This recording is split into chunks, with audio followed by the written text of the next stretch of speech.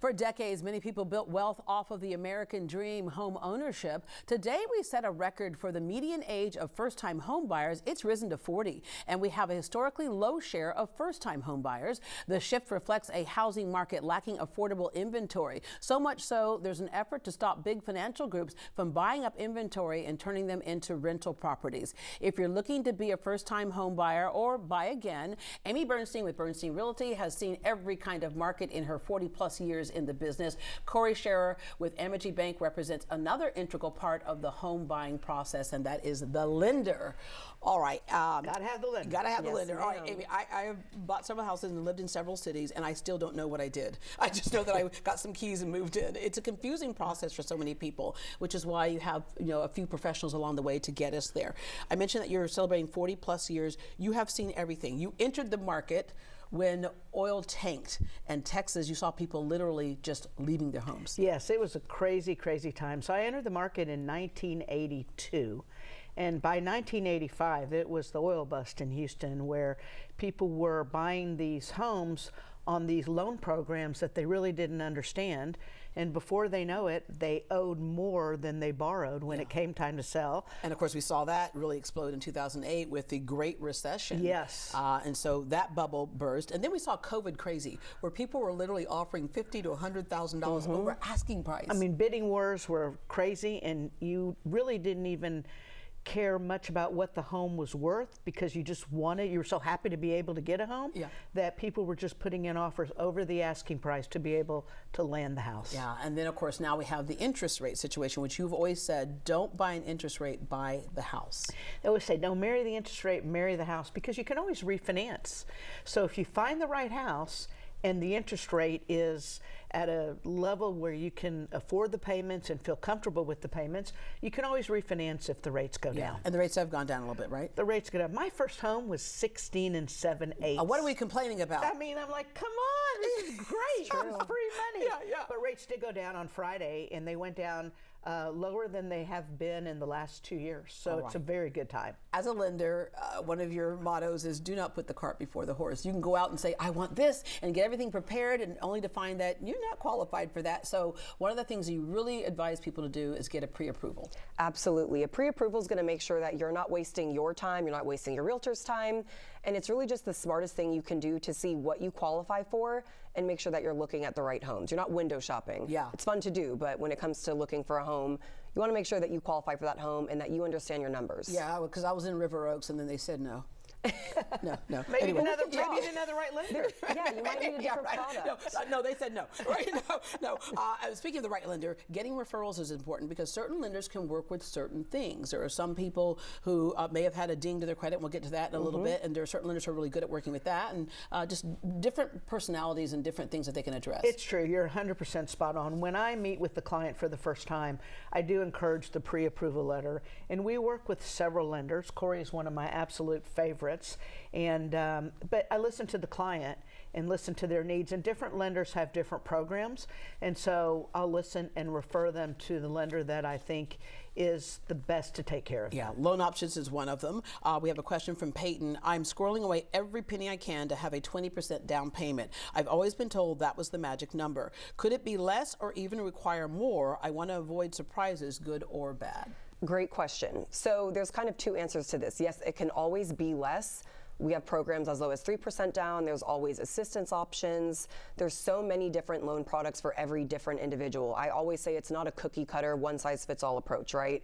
Everyone's debt's different, everyone's income is different. So depending on your debt to income ratio, you might need more than 20% down. That's why it's so important for us to have these conversations and actually look at your profile, your debt, your income. But there are programs that allow less than that.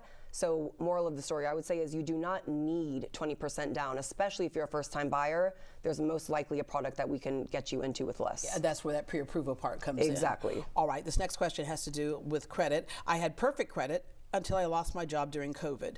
I'm employed again and recently caught up on slow pay, but it dinged my credit score. Can this be explained and not seen as a negative on my part? And so a lot of people, COVID made things different for a lot of people. It did. And you know, we have what's called a letter of explanation in mortgage world, where we will ask you to explain maybe a gap of employment, a derogatory item on your credit. So yes, we can do an explanation, but again, it's so important to actually apply so that we pull your credit and see your FICO score.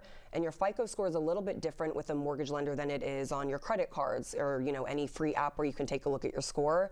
So if your credit score is qualifying, if it meets guidelines for a program, then maybe we just need an explanation. And if for some reason it's lower than we think, we can get you on a path to get that increased. Oh, okay. There are some other things that people need to look at, and one of the big ones is being self-employed. A little bit different. It is different, yeah. So we have what I call self-employed borrowers and W-2.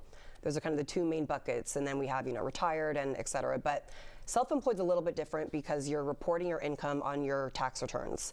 So I always advise that you meet with a CPA and that we have a discussion prior to applying for a home, because we're looking at your net income.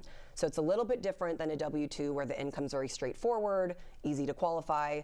Self-employed, you might have different expenses, and it's important that we kind of talk prior because we're looking at an average most of the time. And there's some things that some people do in the self-employed world where they will like maybe inflate what they made if they're trying to get something, but then deflate what they made when they're paying taxes. You go, okay, now which one of these is true? Because one of these is going to hurt you there. Okay, so there are some things to not do. One is to co-sign. Yes. So debt is probably the biggest umbrella. Like you said, COVID threw a lot of hurdles at people, and debt is the biggest one. But when it comes to debt, if I'm co-signing on Amy's car, well, now that's my car, so I'm probably going to come drive it too, but it's going to show on my credit report. So we share those debts equally. So if you guys are co-signing for debts with friends, family, whoever it may be, you're taking on that liability. And so when you go to apply for a home, we're going to see that as your debt. Yeah. Most of the time, there's always loopholes, right? If they've been paying 12 months and you haven't, but generally speaking, you don't want to co-sign because you are taking on that debt as your own, and it's going to go into your debt to income ratio. And speaking of debt, college loans are big for a lot of people. Huge and very normal. I mean, most people are going to have student loans. When it comes to qualifying for a loan, the biggest thing to remember is we're looking at your monthly payment. So a lot of people get overwhelmed, or they're afraid they won't qualify because they have a large balance, but we're looking at your monthly payment. So with student loans, it's the most common form of debt for all of us to have. We're looking at your monthly, or if they're in forbearance. There's always different ways for us to qualify you. Have you been paying on time? All that counts. Are you paying on time is the biggest thing also to keep your credit score at a good range. Okay, the other thing, avoid paying pay structure changes. Correct. So if you are going from, let's say, 1099 to W-2, that's looked at as a little bit more stable. But if you guys are in a W-2 income structure and you're wanting to purchase a home in the next, let's say, 2 years, I would advise not switching to 1099 or self-employed, because then we're losing that income stability and history. Okay, location, because that can determine your property tax rate, which is huge, especially in Houston. But the other one is have verified funds, which brings us to this question from Stacy. My parents gifted us our down payment in lieu of a wedding. Is this deposit acceptable, or is a loan only based on our earnings? Great question. So debt to income is going to be based on your income and your earnings, but that very generous gift from your parents is acceptable. You can get a gift for the down payment, closing costs, and we would just have to verify that as verified funds. All right, thank you very much. Okay, Amy, we have to get you back because there's a big trend happening in Houston right now. People see it popping up all over the place, especially inside the loop, high-rise living. Absolutely. High-rises today are the big buzz, and people like them for safety, convenience, and just all the benefits that high-rises offer. Yeah, so but there are also some surprises there too, like common area maintenance fees. Yes, that's so it's a different type of real estate transaction, and it's definitely one to really fully investigate before you get down that road. All right, we'll talk about that next time. For more information on Bernstein Realty and the services offered in real estate or details regarding loan options, visit greatdayhouston.com and we will connect you.